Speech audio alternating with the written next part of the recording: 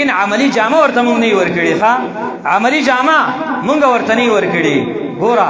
پرون یوم مزدور ته پوه شولې د مزدورانو د چوټۍ ورځ وه د یوازې د مزدورانو د چوټۍ ورځ نه وه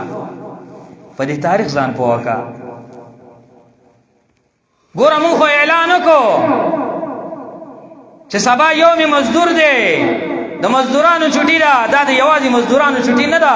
دا به ورسره ټوله عمله چوټي کوي ټوله عمله به چوټي کوي ورسره نو ګوره تاسو به لیدلي بازارونه هم کولاو دکانونه هم کولاو هر څه کولاو د دې د خو یو مزدور او د چا چوټي وه مزدوران خو لګیا وه هغه وړی هم بیا د ګاډو نه کوزولو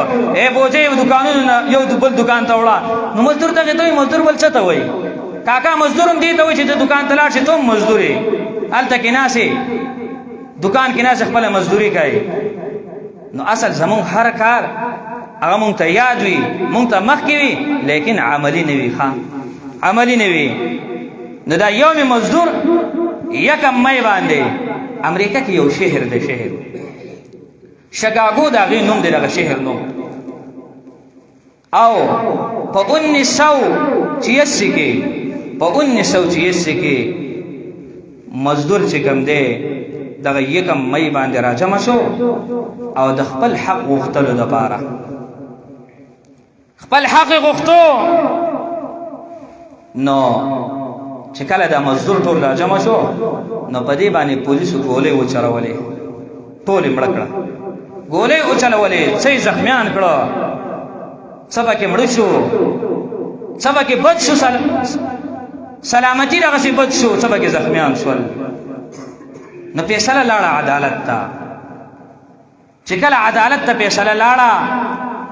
نو د دې مزدورانو په فیصله باندې د مزدورانو هغه صفایي ونه شوله عدالت د مزدورانو باره کې اکشن وانغېستو او دا خبره عدالت ته مخکې شوله چې دا مزدوران دې پانسي کړی شي د مزدورانو رهنما دې پانسي کړی شي نو تاریخ لیکلی دی چې 5 رهنما د مزدورانو دا په هغه ټایم پانسي کړی شو سزای موت ورته واورېدل شو عدالت ورته واورلو چې دې د سزای موت پکار دی او بیا محترم مسلمانانو هغې نه وروسته چې کم مزدورانو کم د مزدورانو رهنما وو هغې باره کې هم دا خبره وشوله چې دې دې مړه کړی شي دې ته دې هم سزای موت واورولی شي هغې ته هم سزای موت واوروله د دغه مزدورانو په جنازه کې تاریخ لیکلی دی